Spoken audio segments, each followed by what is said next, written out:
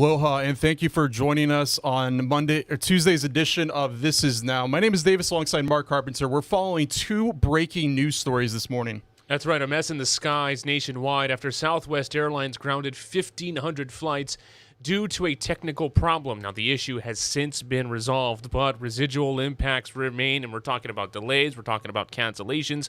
We'll dive into all of that shortly, but first, in our other top story, keeping a close eye on the radars with a powerful front approaching the island chain.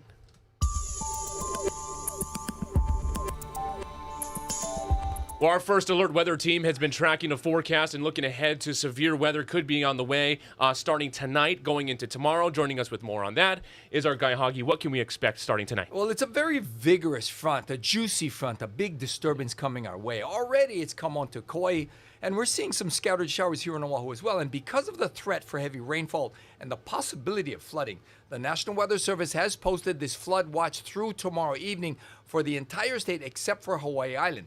That means we'll likely see enough rain that could cause flooding. Plus, you figure the rain's going to be with us for more than 24 hours. That means the ground's going to be saturated, and that will lend itself to easier flooding conditions. So there's that front. Look at that. That's a big, juicy front. And you can see that moisture heading into Kauai right now. Cloudy skies pretty much across the state, but you can see where most of the rain is on Kauai. And the heaviest rain not even there yet. Give it another couple of hours, and they'll see those oranges and those yellows indicating those thunderstorms. But you can see ahead of the front, we got some showers, some heavy ones down on our leeward side, out towards Maili, and the rain is even coming into the Ewa Plain. But for the most part, we just got a cloudy day. But the rain's going to increase for us in probably earnestly in the afternoon, and those winds will be stepping up as well. And they're coming from the south, so that means they're moist. It's going to be humid. And it's also going to really step up in speed, 15 to 30 miles an hour today, holding firm through tomorrow. And keep in mind, these winds coming up hit the mountains and accelerate downslope into those windward neighborhoods.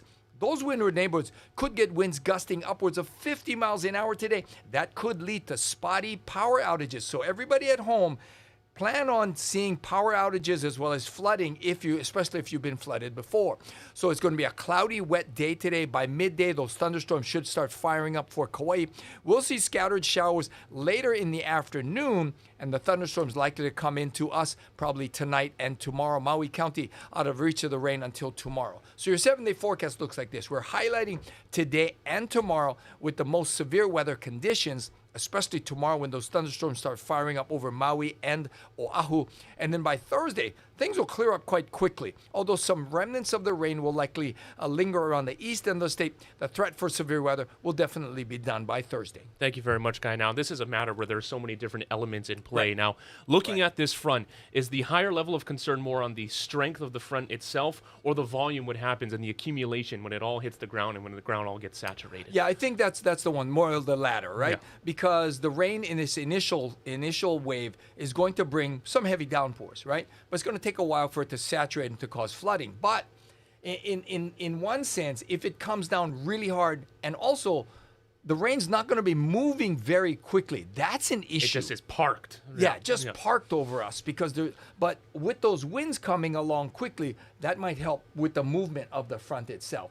But we're still looking at extended period of rainfall. We're talking for Oahu tonight through tomorrow afternoon before things start to dry up. Can you provide some context for us on just kind of how quickly these things can get out of control and how it doesn't really take much water for some really just wild flooding? Yeah, we've had flooding instances happen like in a couple of hours that we really weren't prepared for. Like, remember the time the Hamilton Library got flooded? Yep. That was not even in the forecast, but it happened in a matter of hours. So this is a dynamic situation that could repeat itself like that. I don't think it's going to repeat like the Kauai flooding, like that kind of thing, where it's really swamped Kauai with inordinate amounts of rain. But we still could see, probably enough rain to cause at least minor flooding. And hopefully the city services have cleared out the places that need to be clearing out so we won't get that extreme flooding. But it's a dynamic situation that everybody should be concerned of, especially if they've been flooded before. Take precautions. What would I do if I knew it was going to flood? Right. Well, especially with Maui, right? Yeah. All the time we're talking about that Kihei area where it really just doesn't take much anymore. That could happen again. It could happen again. So just because of the geography of the thing and because of the infrastructure that's been built, that lends itself to flooding. So I would think that Kihei area is definitely someplace where people should be concerned and they should be taking precautions already. So high probability for a first alert weather day late tonight, going into tomorrow. Best ways to prepare. Best ways to prepare, like I said, plan on getting a lot of rain, number one. Also, plan on getting a lot of wind, especially if you're on the windward side, right? Wind gusts upwards of 50 miles an hour. They could, knock down poles, knock down trees, rip off some roofs, toss lawn furniture everywhere. So put that stuff, make plans for that. Put the furniture inside if you can. Batten down the hatches, put things that could fly around, put those away, and just expect to get pushed around by those strong winds. And also expect spotty power outages. So make sure you have batteries. Make sure your phones are charged up. Make sure you got fuel in your cars, that sort of thing. So starting with Kauai, moving over to Oahu, so stay on high alert. Our first alert weather team is tracking all the details. Guy Huggy, thank you very much. Sure, Mark. For all the latest updates, download our Hawaii News Now weather app. Just point your camera at the QR code below, and it'll automatically download to your tablet, iPad, or mobile device.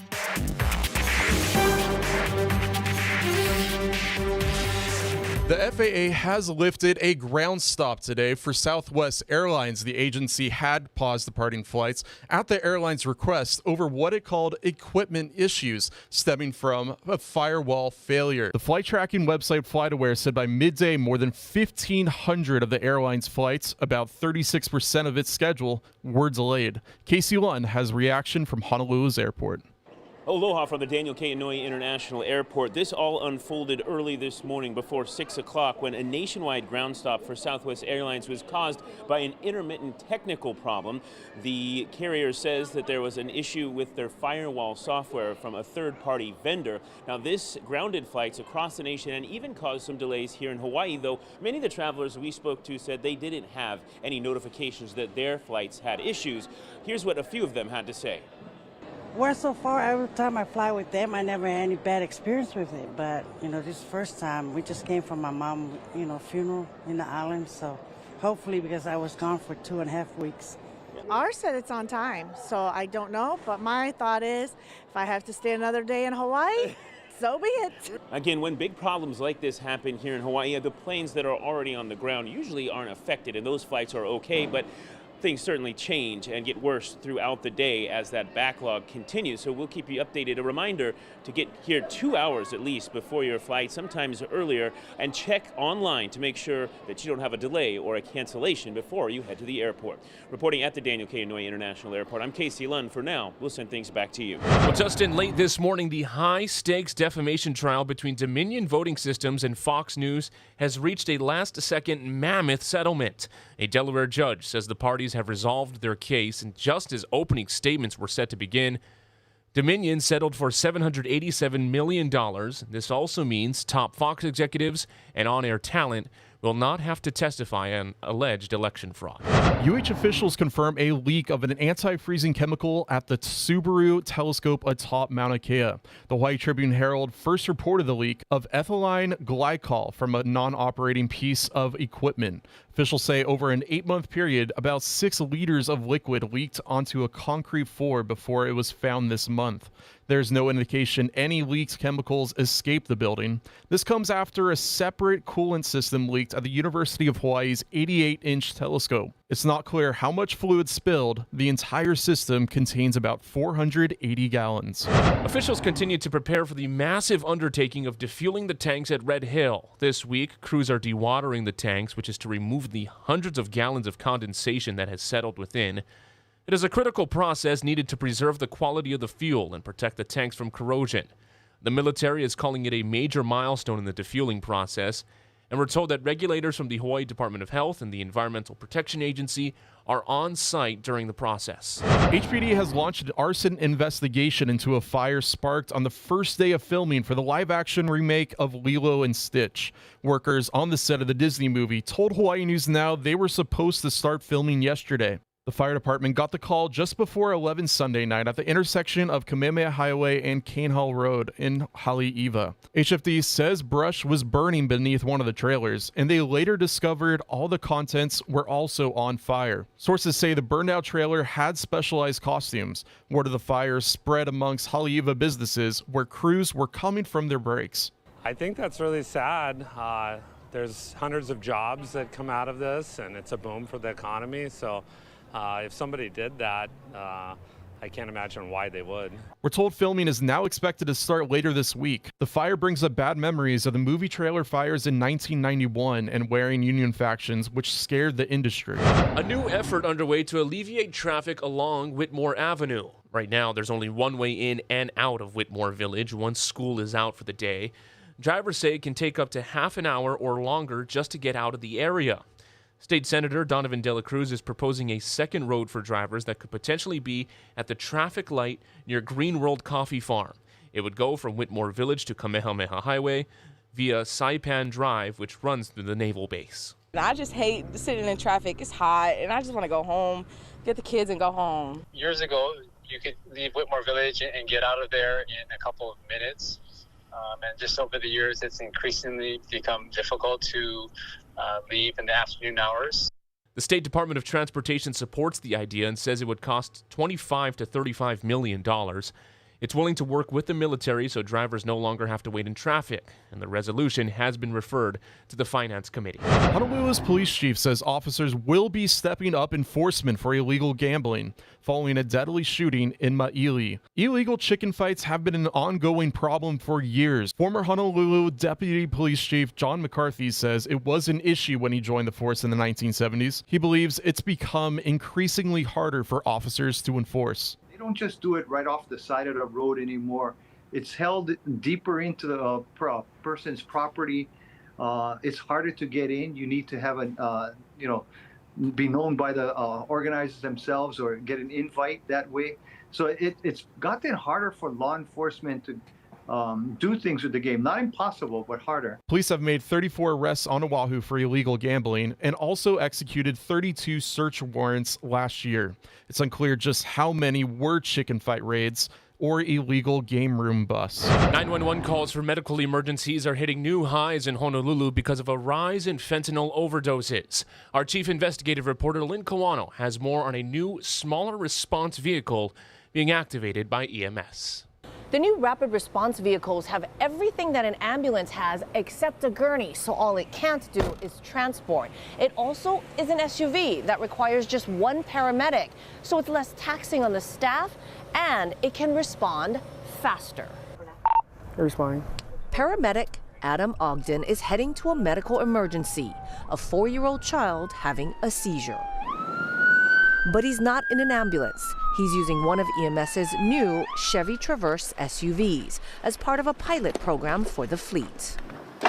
The rapid response vehicle is more nimble than an ambulance. Ogden gets from Kaka'ako through Waikiki to the sick child in just about 5 minutes. Can I get a backup, please? He is able to take the child's vitals, get important health information, and comfort the family before the ambulance arrives 13 minutes later. Oh, what's up, guys? A lot easier. It's a smaller vehicle, basically, so you can kind of scoot in and out of traffic. EMS is still testing the rapid response vehicles, but plan to put 2 on the road permanently in July. We have the vehicles now. They've been outfitted with radios and lights, and so they're ready to go. EMS responded to nearly 86,000 calls in 2022, a record number. And this year is on track to be even higher. There were just over 7,400 last September, but last month, there were more than 9,500. That's a 28% increase in just 6 months. The bulk of the 911 calls are from an area bordered by Chinatown, Kahala, and Liliha. There were 1,947 responses last month there, a 20% jump since September.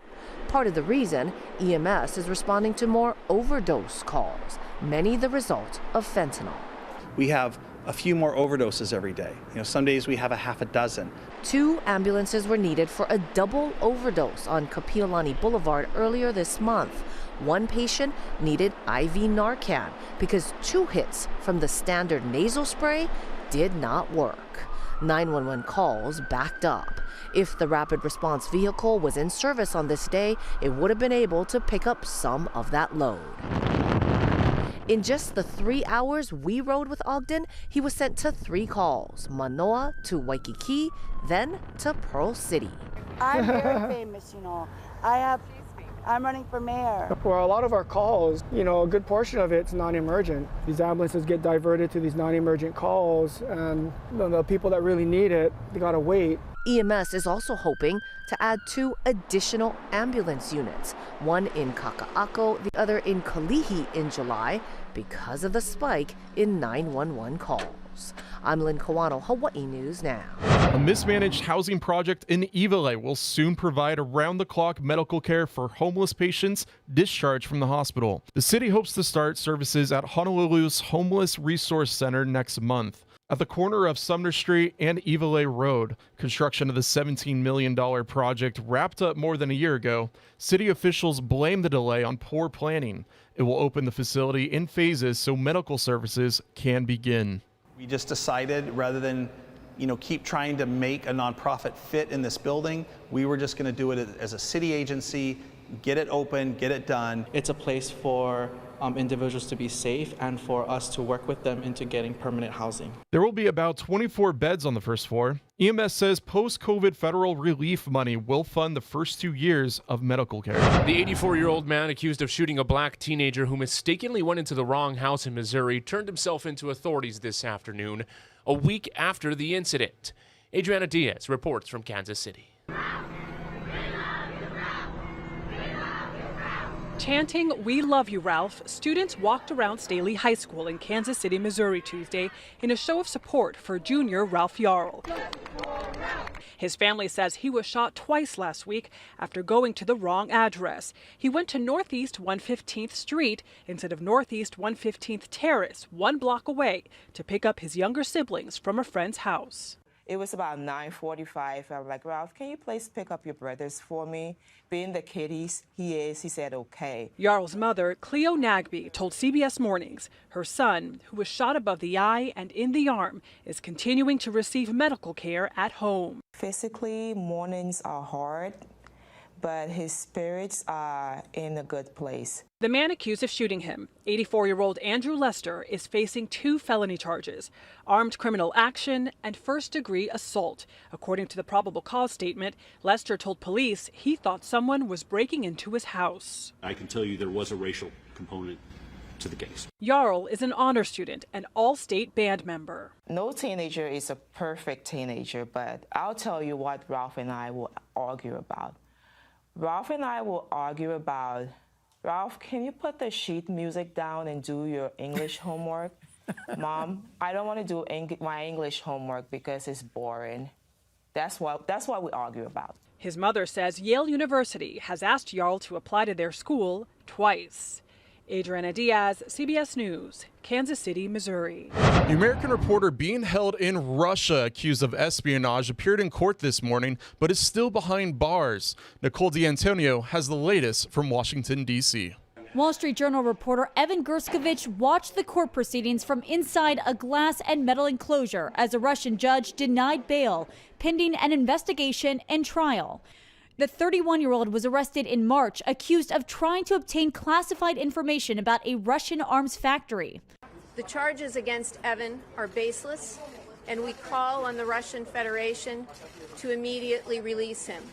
On Monday, the U.S. ambassador to Russia was finally allowed to visit Gerskovich in prison.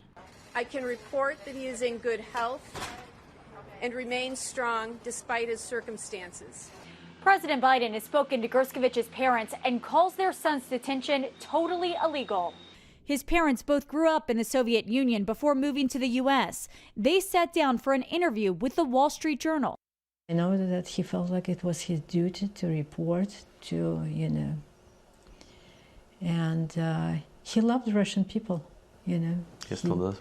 He still does, yes. U.S. authorities are also calling for the release of American Paul Whelan, who the Russians have also been holding on spying charges since 2018. Nicole D'Antonio, CBS News, Washington. In health news, a troubling study on vaping in the U.S. shows more younger adults are using e-cigs. Here's Naomi Ruckham. It's considered a serious public health concern. Now a new study shows a significant increase in vaping among younger adults. According to the American Cancer Society, almost 750,000 more young adults ages 18 to 29 in the United States used e-cigarettes between 2019 and 2021. The more troubling aspect of it is that this increase was restricted to those who had never smoked combustible cigarettes. The research shows more than 2.5 million young adults who used e-cigarettes in 2021 had never smoked traditional cigarettes. They have short-term impacts on our lung airways. They have cardiovascular risks because of the nicotine in them, the variety of flavors that are included in e-cigarettes. And importantly, we don't know the long-term impacts of using these products. With young adults, the highest risk group for nicotine addiction, researchers say these numbers are going in the wrong direction. There are several studies, strong evidence that shows starting with e-cigarettes leads to progression to combustible tobacco products, including cigarettes. And the American Cancer Society says that is something we don't want to happen. Naomi Ruckham, CBS News, New York. All right, well, time for some good news, especially for Disney fans and especially Lilo and Stitch fans, Mark. I mean, this is a really cool story that's been gaining a lot of publicity lately. Everything seems to come together. It really does. So the live-action remake of Disney's Lilo and Stitch movie has found its David Kahimashado will play the surfer who has crushed on Lilo's sister, Nani. Other cast members so far include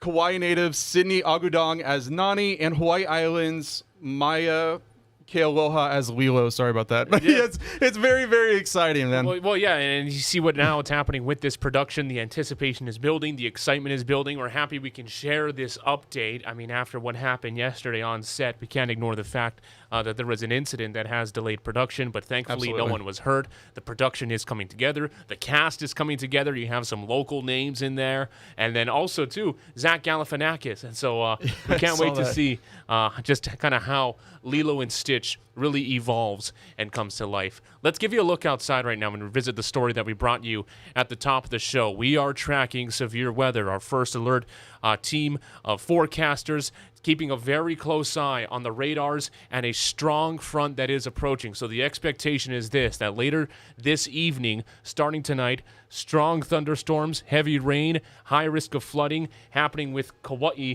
and it's going to be making its way down the island chain. So it's going to start in Kauai and move toward Oahu. A flood watch currently up for Kauai, Oahu, and Maui County in anticipation of the low-lying moisture, heavy downpours from these systems that really come with some strong thunderstorms. And, as we've been saying over and over, and you really can't emphasize this enough, that when you have these weather events, it doesn't take much for flooding to occur, and it doesn't take much for it to get out of control. We're coming into a point where, in a lot of places, the ground is already saturated, so be prepared, be careful, be on alert, stay with Hawaii News Now, your first alert weather team, keeping you updated on everything that is happening with this system, and we'll keep you updated on air and online. That does it for us on This Is Now. For Davis Kanoa Pittner, I'm Mark Carpenter. See you on First at 4.